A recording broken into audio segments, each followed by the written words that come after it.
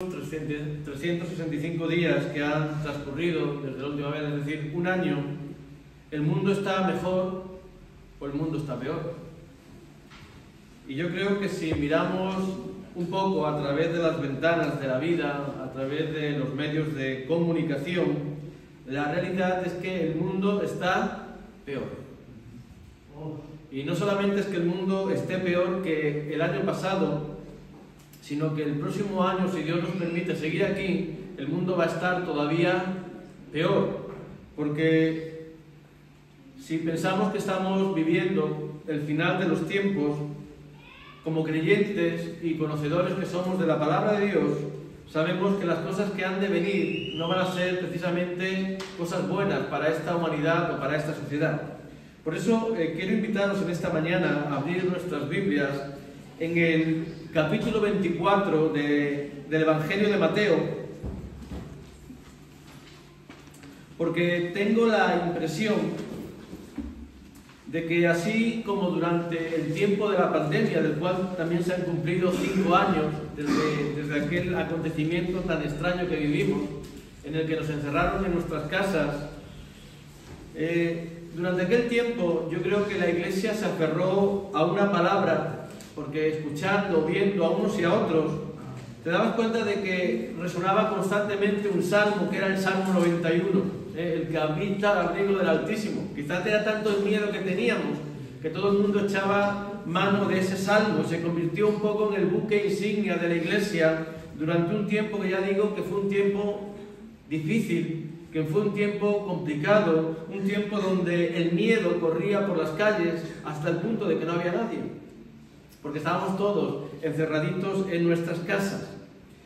Y a día de hoy creo que también la Iglesia, dado los tiempos y las situaciones que estamos viviendo, creo que más que nunca el capítulo 24 del Evangelio de Mateo está tomando una importancia y un significado especial, porque, hermanos, estamos viviendo el final de los tiempos.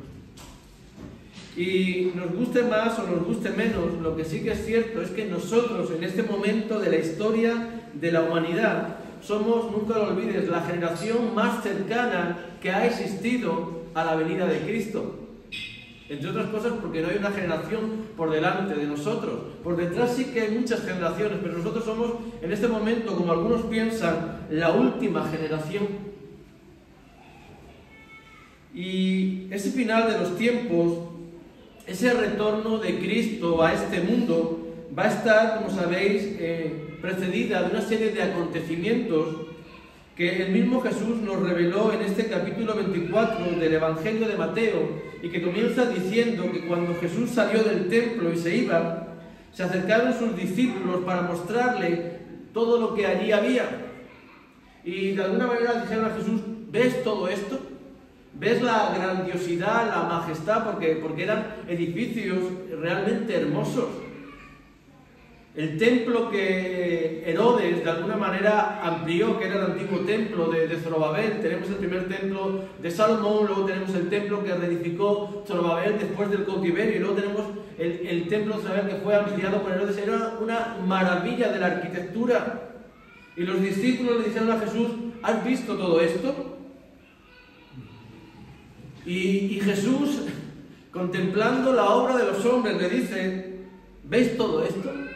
Pues de cierto os digo que no quedará aquí piedra sobre piedra que no sea destruida.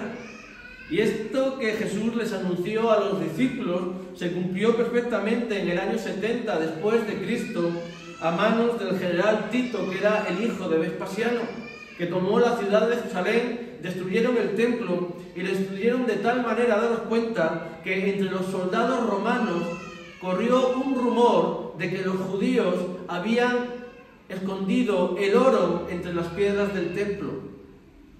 Y eso provocó que el templo fuese completamente desmantelado, tal y como Jesús había dicho. ¿Por qué? Porque, como también ha dicho Jonathan en esta mañana, lo que Dios dice, tarde más o tarde menos, se va a cumplir. ¿Sabéis por qué? Porque no existe ni una sola palabra que venga de parte de Dios que vaya a caer en tierra.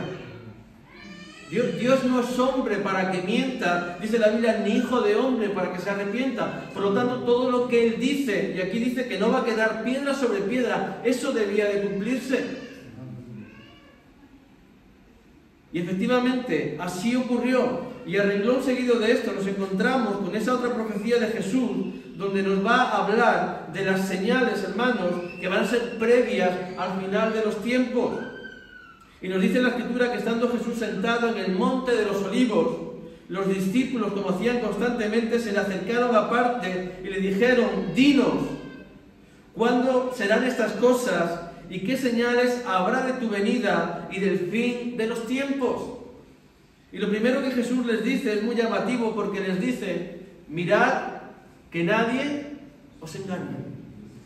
Lo cual quiere decir, hermanos, que el tiempo final va a ser un tiempo marcado por el engaño y marcado por el error. Y es muy curioso que en el momento en que Jesús asciende hasta el cielo, en ese momento de la historia de la humanidad, aparecen las grandes herejías que comienzan a negar o la divinidad o la humanidad de Cristo o ambas naturalezas. Algo que no se había dado hasta aquel momento aparece justo cuando Jesús se marcha de este mundo. Y la iglesia empieza a ser ¿qué? La iglesia empieza a ser engañada. La iglesia empieza a ser distorsionada. La iglesia empieza a tomar un camino distinto al que Jesús había marcado. Pero esa advertencia que Jesús le hace a los discípulos en aquel tiempo sigue siendo una advertencia vigente para ti y para mí en el tiempo que estamos viviendo. ¿Por qué? Porque hay muchos engañadores, ya no solamente en el mundo, sino sobre todo dentro de las iglesias. Hay muchas personas que dicen hablar de parte de Dios, pero que no son hijos de Dios.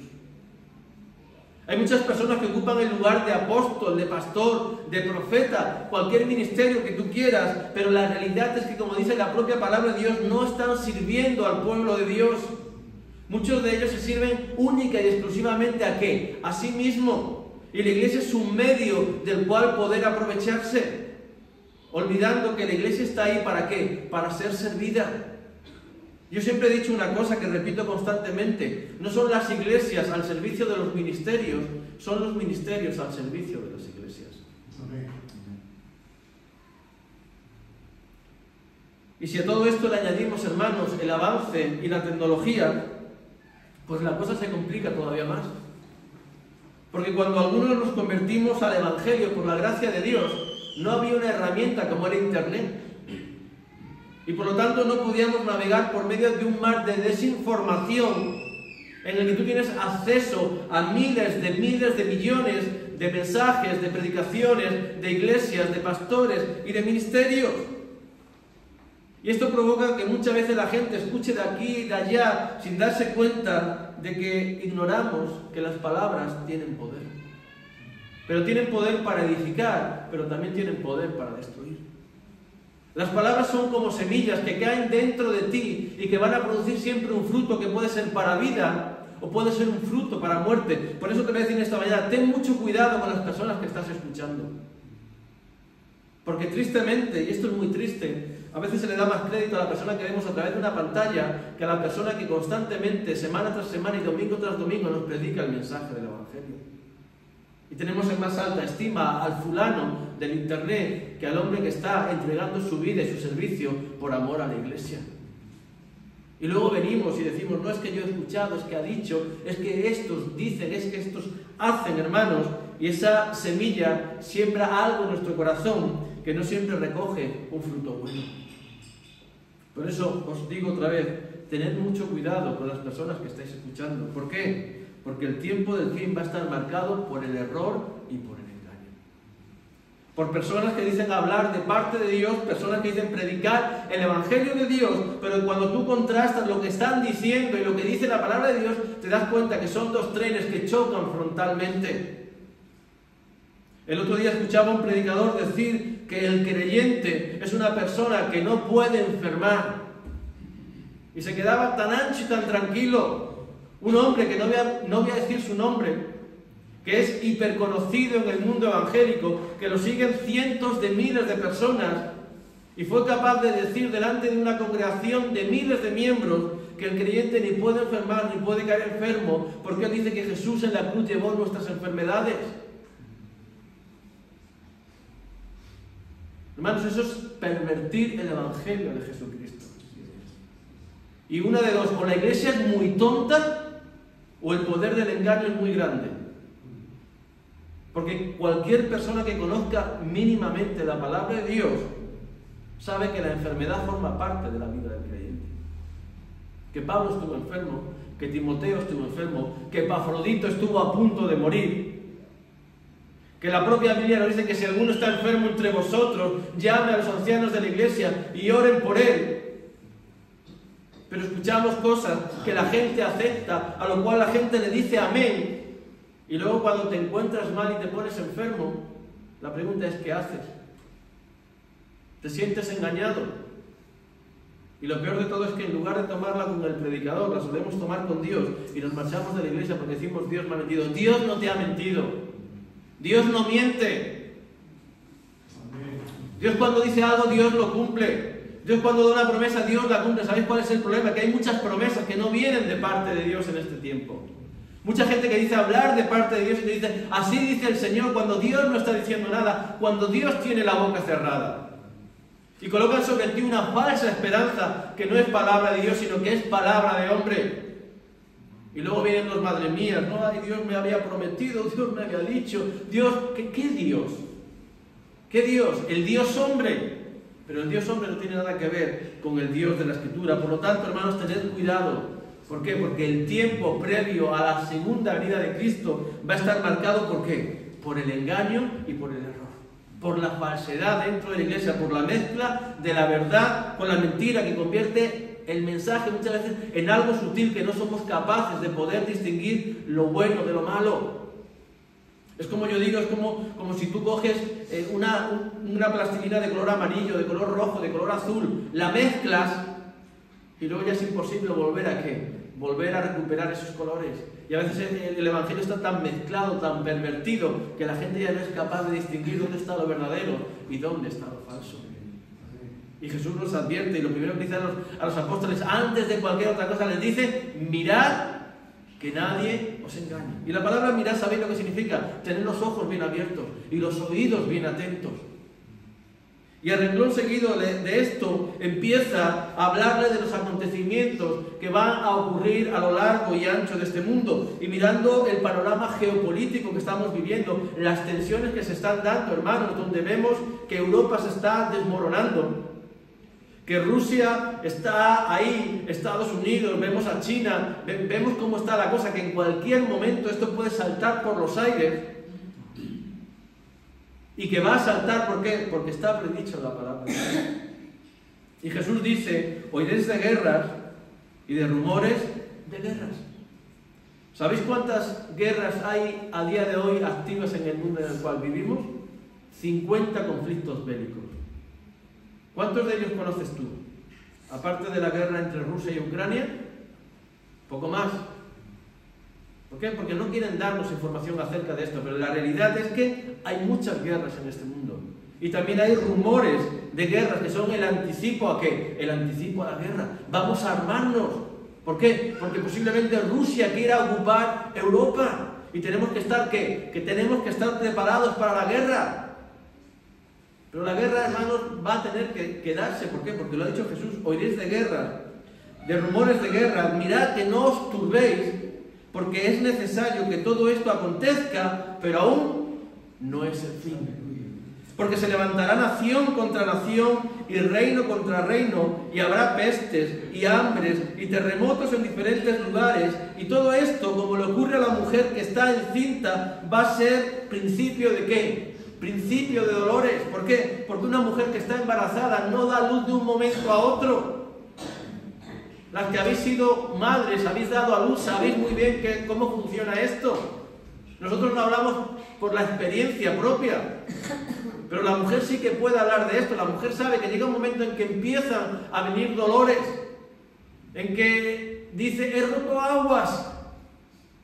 Y a partir de ahí te empieza el dolor, que es un dolor que va en aumento, en aumento, en aumento, hasta que llega el momento del parto. Y las contracciones son cada vez más seguidas y son cada vez más fuertes, y las mujeres se quejan, no sé por qué.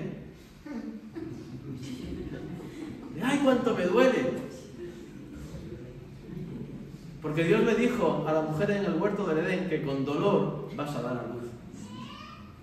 Consecuencia y fruto de ¿qué? Fruto del pecado. Pero eso anuncia que el bebé que está, ¿por qué? Está por venir. Y aquí Jesús nos dice exactamente lo mismo. Y luego sigue diciendo, entonces os entregarán a tribulación. Y aquí está hablando de la persecución que habrá contra la iglesia y que ya se manifiesta hoy en día en diferentes lugares. Y os matarán. Y seréis aborrecidos de todas las gentes por causa de mi nombre y a consecuencia de lo difícil que va a ser. Porque date cuenta de un detalle. El mundo de hoy todavía no se ha fijado en la iglesia. Hoy estamos en esta mañana aquí reunidos tranquilamente, con la persiana subida y la puerta abierta. No tenemos ningún tipo de amenaza, por lo menos en España. Pero va a llegar un momento en que, como dice la palabra de Dios, nos van a perseguir, nos van a matar y nos van a aborrecer. Y a consecuencia de eso dice que muchos van a tropezar y entonces os entregarán unos a otros y unos a otros os aborreceréis.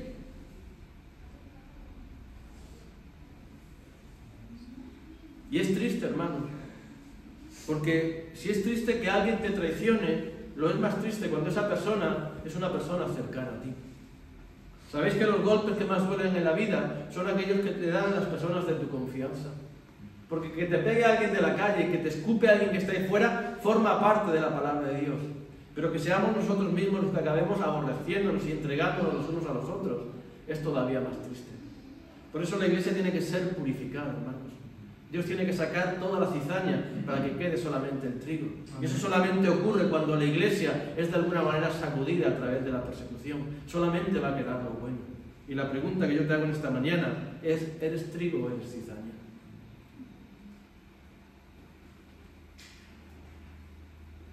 Muchos falsos profetas se levantarán y engañarán ¿a cuántos? A muchos. Y te voy a decir algo también. Yo me atrevería a decir que el 99% del ministerio profético de este tiempo es un ministerio falso. Te lo voy a volver a repetir. El 99% de los profetas o de los que se dicen ser profetas en este tiempo son profetas falsos. Amén. Y tú dirás, ¿y por qué dices o por qué piensas que son falsos? Por una razón muy sencilla. Porque yo todo lo tengo que ver y lo tengo que analizar a la luz de la palabra de Dios. Y cuando yo comparo el ministerio profético de la Biblia y comparo el ministerio profético de este tiempo, me doy cuenta que no tiene nada que ver lo que ocurría antes con lo que ocurría ahora. ¿Sabéis por qué? Porque el ministerio profético de aquel tiempo estaba enfocado fundamentalmente en traer un mensaje de juicio, un mensaje de arrepentimiento, un mensaje de confrontación con el pecado. Esa era la labor fundamental de un profeta. Cuando un profeta de Dios entraba en medio de una ciudad, en medio de un pueblo, la gente comenzaba a temblar. La gente tenía miedo porque sabían que el profeta de Dios normalmente tenía un mensaje que no era el mensaje que nos gusta oír. Porque venían a traer juicio de parte de Dios, venían a llamar a la gente al arrepentimiento, venían a denunciar el pecado que había en medio del pueblo. Pero ¿cómo son los profetas de hoy? ¿Sabéis cómo son? Como las abuelas, que solamente saben decir cosas bonitas. Dios te va a bendecir, Dios te va a prosperar, Dios te va a levantar. Dios, mira, hermanos, yo no quiero que Dios me diga la parte buena que hay en mí. Yo prefiero que Dios me diga la parte mala que hay en mí. ¿Por qué? Porque para mí eso es el amor y la misericordia de Dios, dándome la oportunidad para arrepentirme y cambiar mi vida. Amén. Yo no quiero saber lo guapo que soy, lo bien que lo hago. Yo quiero saber lo que en mi vida no está bien delante de mí. Yo quiero que, como en el mensaje de las iglesias del libro del Apocalipsis, Dios me diga, tengo contra ti. Y yo quiero saber qué tiene Dios contra mí. Porque cuando Dios me revela lo que Él tiene contra mí, tengo la oportunidad de ¿qué? Tengo la oportunidad de arrepentirme, tengo la oportunidad de cambiar mi vida. Cuando te dicen lo guapo que eres, lo bien que haces las cosas, vas a seguir con tu vida exactamente igual. Y así son los profetas de este tiempo. ¿Conocéis algún profeta que predique en contra del pecado? A los profetas los reciben con aplausos. La gente está encantada de que lleguen los profetas. ¿Por qué? Porque solo profetizan cosas buenas. ¿Qué es lo que las abuelas hacen con los nietos? ¿Sabéis que los padres los crían y los abuelos los malcrían? Esta es la realidad. Pero eso no es un profeta de Dios, hermanos. Eso no es un profeta de Dios. Eso es una persona que habla por cuenta y riesgo de sí misma para que la gente esté contenta con él y luego poder llevarse una buena ofrenda y marcharse de un lugar a otro diciendo que Dios te ama, que Dios te va a bendecir, que Dios te va a prosperar. ¿Que qué? Y ese tiempo del fin está marcado precisamente por esto, por una gran cantidad de hombres que se dicen ser profetas de Dios, pero que tampoco traen un mensaje que viene de lo alto. Y sigue diciendo la Escritura que por haberse multiplicado la maldad, el amor de muchos se enfriará. Y ahora dice Jesús, el que persevere hasta el fin, este será salvo. Y la palabra perseverar nos habla de la necesidad de quedarnos en un lugar y sin movernos, que en nuestro caso debe de ser, mis hermanos, morando bajo la sombra del Omnipotente. Porque bajo la sombra, bajo las alas de Dios hay cuidado y hay protección. Y Dios te dice, no te muevas de ahí.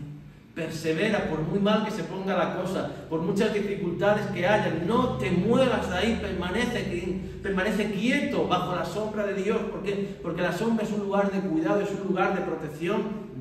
Y esto lo vivimos y lo experimentamos nosotros y vosotros que estáis en Seneche todavía más.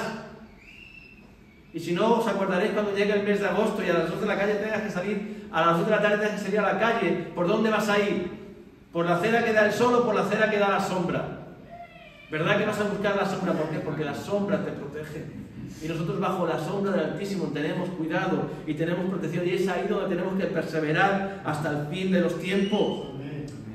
Y salto ahora al versículo 21. Dice, porque habrá entonces gran tribulación. Date cuenta, cual no la ha habido desde el principio del mundo, ni la habrá hasta ahora. Es decir, nos está hablando de un momento de tribulación que va a ser un momento especial y que lógicamente Dios está hablando de la gran tribulación de la que luego nos habla el apóstol Juan cuando él estaba allí apartado, deportado allí en la isla de Pasmo, cuando Dios le da la gran revelación y le da la revelación acerca de los últimos 7 años finales que ha de vivir la humanidad.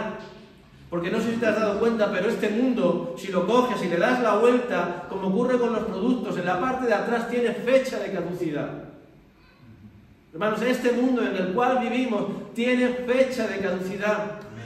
A mí me gustaría saber el día y el momento, pero no sabemos, porque eso está solamente en la potestad del Padre, pero la realidad es que tiene fecha de caducidad y el final de esos tiempos va a estar marcado, como dice la Escritura, por 7 años que se dividen en 3 años y medio y 3 años y medio que son, como dice Jesús, de una tribulación que no la ha habido ni la va a haber jamás. Y entonces Juan empieza a ver visiones y empieza a ver cosas tremendamente extrañas para él, hasta el punto que no fue capaz de expresarlo como debía hacerlo. Porque tú imagínate una persona de hace 2000 años, la coges y la traes al mundo actual, y cómo vuelve a aquel lugar y explica todo lo que hay aquí. ¿Cómo explica que la gente se mueve en un coche? ¿Cómo te explicas que hay un pájaro de hierro que vuela en el cielo? ¿Cómo te explicas toda la tecnología, todo lo que tenemos a día de hoy? ¿Cómo lo explicas? Y Juan lo explicó con sus palabras, como él pudo, y comienza hablando de una serie de jinetes montados sobre unos caballos de colores y que traen diferentes momentos de tribulación sobre la tierra. Nos habla de 7 sellos que han de ser desatados y que detrás de cada uno de esos sellos viene también un momento de aflicción. Nos habla de 7 toques de trompeta que han de sonar y cada trompeta también está identificada con un momento de angustia sobre la tierra. Nos habla de la revelación del anticristo junto con la bestia y junto con el falso profeta. Y todo esto, hermanos, va a ser tan terrible, tan terrible, tan terrible, que dice la propia Escritura que si aquellos días no hubiesen sido acortados por amor a la Iglesia, nadie hubiese sido salvo.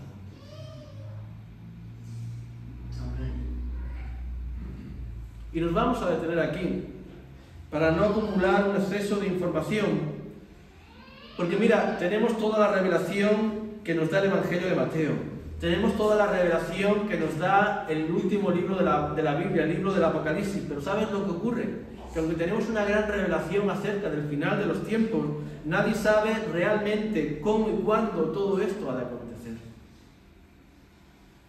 De hecho, dentro de la teología hay una parte que es la escatología, que se dedica a estudiar los acontecimientos finales, pero esto no es una ciencia exacta, porque son diferentes las interpretaciones que cada uno le da a este tipo de acontecimientos. De hecho, ante una pregunta que es fundamental para la Iglesia, como por ejemplo, ¿va a pasar la Iglesia la gran tribulación?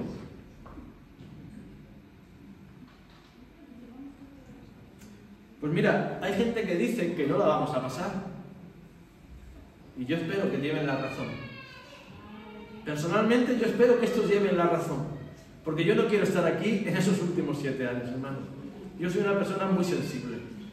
A mí el dolor no me gusta. Y a ti creo que tampoco. Entonces ellos dicen que cuando llegue el comienzo de la gran tribulación, la Iglesia va a ser raptada, porque Dios no nos ha colocado para juicio, sino que esto va a ser un juicio de Dios, única y exclusivamente con el pueblo de Israel. Y tienen su fundamento. Otros dicen, te estás equivocando. La Iglesia va a pasar la gran tribulación, pero solamente hasta la mitad de ella.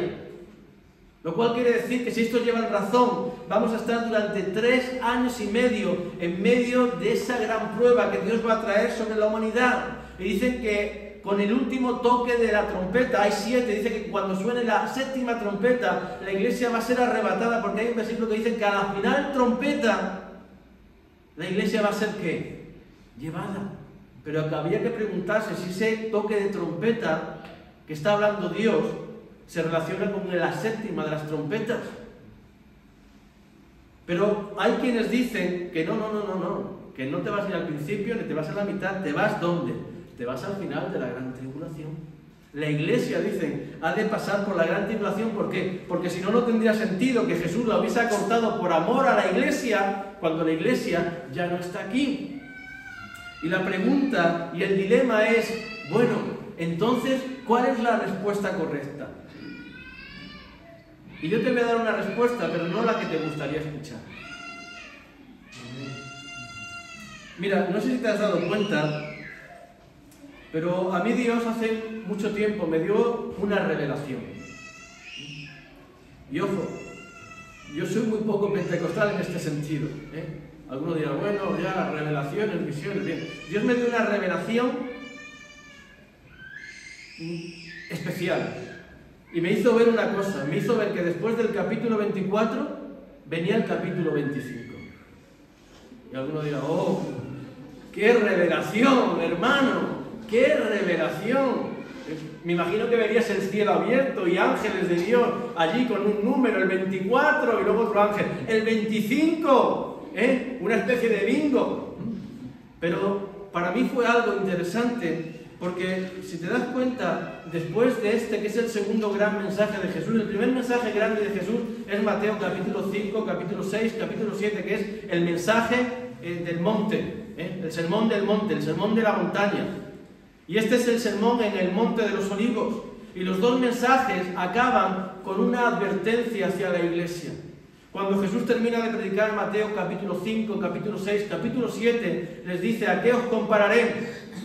Dice, el que oye estas palabras y las hace, la compararé a un hombre que edifica su casa sobre la roca, y el que las oye y no hace nada, lo compararé a un hombre que edifica su casa sobre la arena. Y al final de Mateo capítulo 24, cuando entramos en el capítulo 25, Jesús le va a dar a los discípulos una parábola que es hiperconocida y que es la parábola de las 10 vírgenes. Y comienza diciendo que el reino de los cielos será semejante a 10 vírgenes. Y ya te digo yo, hermanos, que el número 10 es el número que representa a la Iglesia. En el pueblo de Israel, cuando quieren tener una reunión, necesitan como mínimo 10 personas. Si no hay 10 personas, para ellos eso no es una iglesia. Por lo tanto, el número 10 tiene importancia. ¿Por qué? Porque nos está hablando de la Iglesia. Y nos está diciendo que hay 10 vírgenes que toman sus lámparas y que salen a recibir ¿a quién? Al esposo. 5 de ellas eran prudentes y 5 eran insensatas. Lo cual en el mundo de las matemáticas y sobre todo en el mundo de la estadística nos está hablando de que un 50% de la iglesia se va a ir con el Señor y que un 50% se va a quedar. Si esto se cumple de esta manera. Pero como yo siempre digo, las matemáticas y los números es mejor dejárselas a quién. dejárselas a Dios. Ahora bien, lo que no podemos negar una realidad es que la Biblia también nos dice que muchos serán llamados y pocos los escogidos. Que cuando tú miras hacia atrás en la historia de la humanidad, en la historia de Dios, te das cuenta que cuando los juicios de Dios descendieron sobre la tierra, fueron muchos más los que perecieron que los que acabaron alcanzando salvación. Cuando miramos el juicio de Dios sobre la humanidad en el libro del Génesis con Noé, 8 personas entraron en el arca y cuántos cientos, miles o millones perecieron anegados por las aguas. Cuando Dios sacó al pueblo de la esclavitud de Egipto y lo llevó a la tierra de la promesa, dice la Escritura que todos los varones que salieron de 20 años hacia arriba, 600.000 hombres, murieron en el desierto, y que de esos 600.000 hombres, solamente 2, que fueron Josué y Caleb, consiguieron entrar a la tierra prometida. Que cuando Dios destruyó las ciudades de Sodoma, de Gomorra, de Adma y de Zeboim, solamente un hombre con sus hijas, porque su mujer se quedó a mitad del camino, consiguieron escapar del juicio de Dios. Por eso, cuando Dios dice que 5 eran prudentes y 5 eran insensatas, me parece un número a veces muy pobre. ¿Por qué? Porque tristemente lo que se ve dentro de las iglesias es gente con una falta de compromiso, de entrega, de dedicación y de consagración a la obra de Dios. Las insensatas, sigue diciendo la Escritura, tomando sus lámparas, no tomaron consigo aceite. Estas salieron ligeras. Venga, que nos vamos. Tomamos las lámparas, pero nos vamos ya. Y siempre me recuerda a la historia de los 3 cerditos. Uy, vamos a construir una casita, ¿no? Y los 2 primeros hermanos, uno en una semana y el otro en 15 días, tenían la casa hecha. Pero el otro se pegó meses construyendo la casa y dedicando tiempo y invirtiendo dinero. Y cuando vino el lobo, todos conocemos la historia y vemos la diferencia entre el que dedicó tiempo a la casa y aquellos que decidieron vivir la vida y decir, no, nosotros nos vamos a divertirnos. Y aquí 5 salen y 5 toman aceite con sus lámparas y con sus vasijas, pero 5 salen apresuradamente y no se preocupan de qué, no se preocupan de las vasijas. Dice la Escritura que tardándose el esposo, cabecearon todas y todas se durmieron. Pero date cuenta de un detalle, a la medianoche, ¿sabéis lo que es la medianoche? La medianoche es el momento más oscuro de la noche. La medianoche es el momento más oscuro de la noche. Y yo te pregunto, ¿cómo está la humanidad? Posiblemente esté en uno de los momentos más oscuros desde que el hombre es hombre sobre la tierra. Y en ese momento de la noche se escuchó un clamor que decía, aquí viene el esposo, salid ¿a qué? Salid a recibirle. Y yo pienso, hermanos, que hoy más que nunca, la iglesia está también diciendo, aquí viene el esposo, salid a recibirle. A mí me gusta navegar por un lado y por otro, me gusta escuchar a diferentes personas que me den puntos de referencia en el Evangelio, y constantemente lo que tú estás oyendo de parte de la gente es que el tiempo del fin se acerca, que el esposo está a la puerta, que Jesús está a la puerta del cielo esperando la orden del Padre que le diga, ahora puedes ir a por tu iglesia. Y esto les daba a las vírgenes la oportunidad de prepararse. En aquel tiempo no había teléfonos móviles. En aquel tiempo no podías mandar un Eurofast, no podías hacer una llamada, no podías contactar con la gente de ninguna manera. ¿Sabéis lo que hacían las novias cuando esperaban al esposo? Porque en una boda hebrea la novia estaba en un lugar, el esposo se iba, le preparaba casa, y cuando el esposo tenía la casa preparada, venía a por quién, a por la esposa, pero la esposa no sabía el tiempo que iba a tardar en construir la casa. Entonces, para que la novia no fuese pillada desprevenida, imagínate, claro, pasa un día, pasa otro día, te empiezas a despeinar, te empiezas a desgreñar, el vestido se ensucia, pues para que la esposa no fuese pillada con la bata y el pijama, porque eso queda muy feo, pues entonces cuando el esposo salía, ¿sabéis lo que hacían? Pues la gente iba gritando de una casa a otra, de un balcón a otro, de una puerta a otra, y decían, aquí viene el esposo. ¿Para qué? Para darle la oportunidad a la novia de poder prepararse y estar decente delante de Dios. Y yo te pregunto, hermanos, esta mañana, ¿te estás preparando? Porque el clamor que la iglesia está escuchando, si es un poco apercibida, es este clamor que dice, aquí viene el esposo.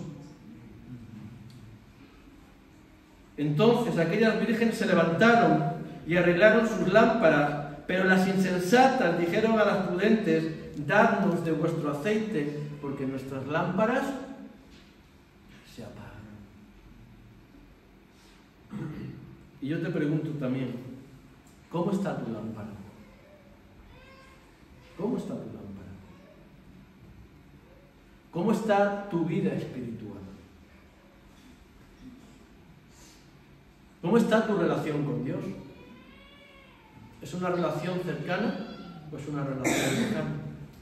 ¿Es una relación diaria o es una relación de fin de semana, de domingo? ¿Cómo está tu relación con los hermanos? ¿Cómo está tu relación con la iglesia? Porque yo siempre he dicho, y no me voy a cansar de repetir, que sin un lugar como este, ninguno de los que estamos aquí podríamos ser salvos. No hay salvación fuera de la iglesia de Cristo. No hay salvación fuera de la iglesia de Cristo. No hay salvación en el sillón de una casa a través de un televisor. Eso no es iglesia. Eso no es iglesia. La iglesia es el cuerpo de Cristo que se reúne en esta mañana en un lugar como este. Y estar fuera de aquí es estar fuera del cuerpo y por lo tanto es estar fuera de la vida. Y hay mucha gente que está siendo engañada con la iglesia virtual. Yo me congrego desde mi casa. Yo me congrego desde el salón de mi casa. ¿Y qué iglesia es esa? Esa no es la iglesia, como ha dicho Manuel, que nació en el libro de Hechos, en el aposento alto, donde había 120 que estaban reunidos. La iglesia necesita unidad, la iglesia necesita comunión, la iglesia necesita relación. Pero nos hemos vuelto tan modernos que no, yo desde mi casa. Y tengo una iglesia a la carta, porque si no me gusta esto, apago la pantalla y me voy a otro lugar. Y si no me gusta lo que se predica, me voy a otro lugar y voy cambiando de predicador. ¿Qué es eso, hermanos? Eso es un engaño del último tiempo. Y tú necesitas más que nunca este lugar. Más que nunca este lugar. ¿Por qué? Porque lo que te aporta la iglesia no te lo aporta ninguna otra cosa. Lo que la iglesia le da a tu vida espiritual no lo puedes conseguir tú de ninguna otra manera. Que no te engañen. Que tú en tu casa no puedes hacer nada fuera de la iglesia. Porque la iglesia es el cuerpo de Cristo. Y donde está el cuerpo de Cristo está la vida. Aquí es donde fluye todo de una manera especial. Pero hay gente que puede o que pretende vivir sin ¿qué? Sin la iglesia. Si eso fuese una realidad, hermanos, no habría una advertencia en el libro de los Hebreos que nos dice no dejar de congregaros como algunos tienen por costumbre. Y cuando veis que el tiempo del fin se acerca, venid más a este lugar. Tener un compromiso firme con la iglesia. Lo que no puede ser es, como ha dicho Manuel esta mañana, que hoy estemos 40 y mañana estemos 20. Que la iglesia sea una especie de acordeón que se abre y que se cierra. Hoy llena, mañana vacía. Hoy llena, mañana vacía. Hoy llena, mañana vacía. Porque el creyente verdadero es una persona que tiene un compromiso fiel con la iglesia. Que para él la iglesia es fundamental y es prioritaria en su vida. Eso es decir, hoy me he levantado y no tengo ganas de ir a la iglesia, me quedo en mi casa, pero quédate para siempre, no vengas nunca más. ¿Por qué? Porque no eres parte de la iglesia. El creyente verdadero ama a la iglesia, desea estar en la iglesia, desea la comunión con los hermanos y sabe lo que esto le aporta. Yo siempre digo una cosa, la iglesia es como una boda. ¿Habéis ido a alguna boda? ¿Cómo se comen las bodas? ¿Cómo se come? Muy bien. Como en tu casa, no me digas eso, me voy a vivir contigo. En una boda no se come como en tu casa. En una boda se come de manera especial y en grandes cantidades y con productos que luego tú no sabías que existían. Esas cosas rojas con bigotes que se llaman gambas, o esas cosas que son cigalas, eso que tu mujer en su vida ha traído a casa porque son tremendamente caras, las comes en las bodas. Y tienes comida y tienes bebida en abundancia. Así es la iglesia, es un banquete continuo, mis hermanos, donde yo me alimento de una manera especial. Por eso necesito la iglesia. Y sinceramente creo, hermanos, que hay mucha gente dentro del pueblo de Dios que hoy en día está viviendo bajo una ley que es la ley del mínimo esfuerzo. Me contento con tener mi lámpara encendida. Bien, a lo mejor eso te ha valido hasta el tiempo de hoy, pero no te va a valer para el tiempo de mañana. No, yo voy los domingos y con eso tengo suficiente. Bien, a lo mejor hasta el tiempo de hoy te ha valido, pero no te va a valer para el tiempo del final, hermanos, y termino. Si tú y yo no estamos, como dice la Escritura, cuidando de nuestra salvación con temor y con temblor, si no estamos, como dijo Jesús, edificando nuestras vidas sobre la roca, si no estamos procurando hacer firme nuestra vocación y elección, da igual que Jesús venga antes, en medio o al final de la gran tribulación, que no nos vamos a ir con Él. Y salvarse en medio de la gran tribulación va a ser algo tremendamente difícil, porque vas a tener que salvarte a través de tu sangre. Ahora nos salvamos a través del sacrificio de la sangre de Cristo. Ahora nos morimos y sin necesidad de nada más nos vamos al cielo, pero en medio de la gran tribulación vas a tener que elegir entre la vida y la muerte. Morir por Cristo o vivir para ti. Por eso es importante que estemos preparados. ¿Qué le dijo Dios a Josué? Mira que te mando, que te esfuerces y seas valiente. Porque sin esfuerzo, hermanos, no vamos a ninguna parte. Nos esforzamos en la vida, nos esforzamos en nuestros trabajos, nos esforzamos por conseguir cosas ahí fuera. Pero no olvides algo, todo lo que hay ahí fuera se va a quedar. A veces es bueno, como dice la Biblia, ir al entierro. Es mejor, dice, el día del entierro que el día del banquete. ¿Por qué? Porque en el entierro te das cuenta de la brevedad de la vida, te das cuenta de la realidad del ser humano, que no somos nada, que como dijo Job, nada he traído a este mundo y nada que me puedo llevar. ¿O es que te echan algo en la caja? Pues si ahora ya no te entierran ni con un traje, hermanos. Antes aún te enterraban con un traje, tenías un traje guardado en tu casa y cuando te morías te ponían ese traje y lo exhibían, por lo menos el día de tu muerte. Pero ahora ya te colocan aquí un alzacuellos y no hay absolutamente nada. Por eso, si nos hemos de esforzar en algo, nos hemos de esforzar en las cosas de qué? En las cosas de Dios. En procurar que nuestra lámpara esté encendida y que nuestras vasijas estén llenas de aceite. Pero para eso hay que trabajar. Y termino como terminó Jesús. Velad, pues, porque no sabéis ni el día ni la hora en la que el Hijo del Hombre ha de venir. Y no importa que no sepamos el día ni la hora, lo importante es que tú y yo estemos preparados. Porque si estamos preparados, seremos de esas 5 vírgenes que un día se marcharon con Jesús, entraron a las puertas del Cordero y pasarán la eternidad al lado del Rey de Reyes y del Señor de Señores. Que Dios os bendiga, hermanos, y mucho. Amén.